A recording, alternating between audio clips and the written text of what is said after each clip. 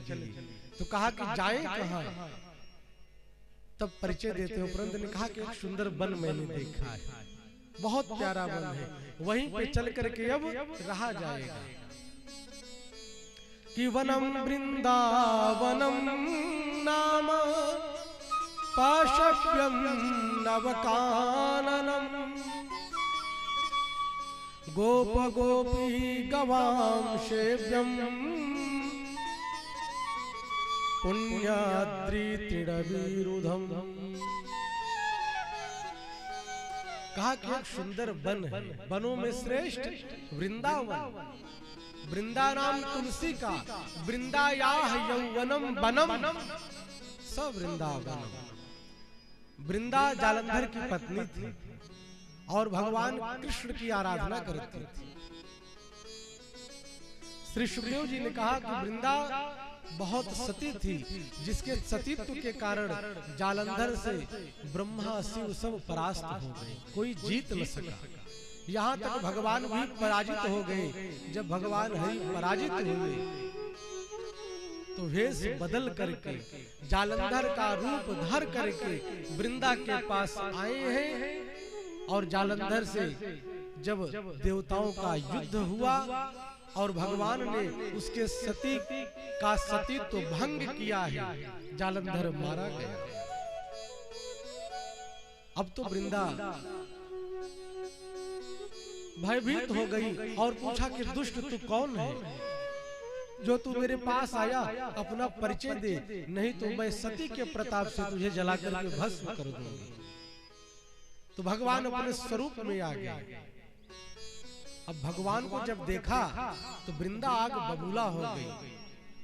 ऐसा क्रोध का वेग बढ़ा, क्रोध का पारावार न रहा और श्राप दे दिया भगवान को।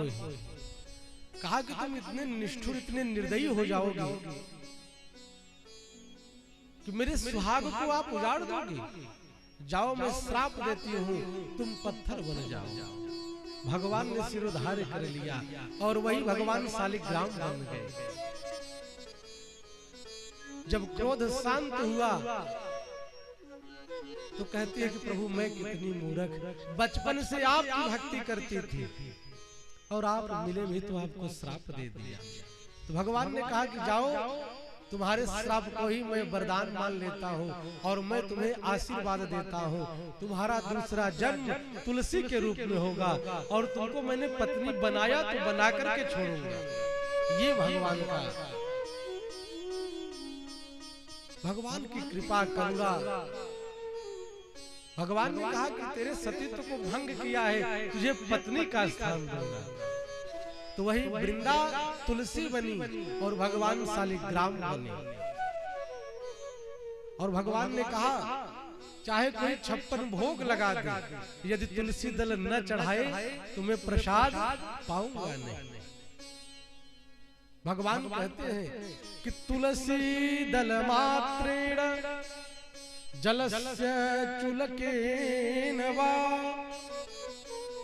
कहा कि तेरे पास कुछ भी नहीं है भोग लगाने के लिए, तुलसी दल मात्रेण, मात्र तुलसी दल भगवान के पास रख दो। जलस्य चुलकेन वा, एक पात्र में थोड़ा सा जल रख दो। विक्रीडिते स्वात्मानम भक्तेभ्यो भक्तवत्सलः। भगवान कहते हैं मैं बिक जाता हूँ भक्त के हाथ, केवल तुलसी दल, थोड़ा सा जल।